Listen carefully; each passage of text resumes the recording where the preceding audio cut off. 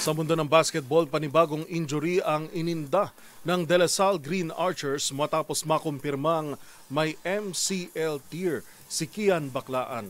Nasugatan ng guard sa kanyang kanang tuhod sa laban nila kontra University of the East noong Miyerkules at kinailangang ilabas ng naka-wheelchair sa MOA Arena Court. Ang mga detalye ihahatid ni Matchpoint Millie Borja.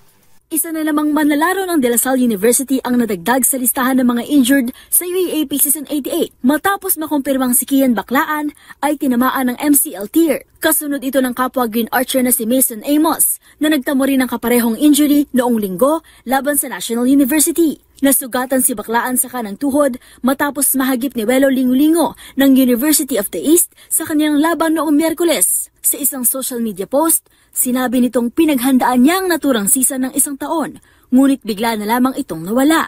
Bagamat mabigat sa pakiramdam, ani Baclaan, iniisip pa rin ito ang kanyang future. Kinailangan siyang ilabas ng laro sa 4:21-minute mark ng overtime win ng La Salle kontra UE at dinala pa sa wheelchair habang lumalabas sa Mall of Asia Arena. Bago ang injury, nag-average si Baclaan ng 10.2 points, 4.2 assists at 3.2 rebounds para sa 3-3 Green Archers. Sa laban kontra UE, nakapagtala na siya ng 17 points bago ma-injure. Bagamat naantala ang kanyang unang season sa Taft Avenue, nanindigan si Baclaan na babalik siyang mas malakas para sa kanyang final year sa DLSU. Sa isang hiwalay na social media post, nanawagan si Baclaan na itigil ang pambabatikos kay Lingulingo dahil kasama umano ang masaktan sa larangang kanilang ginagalawan.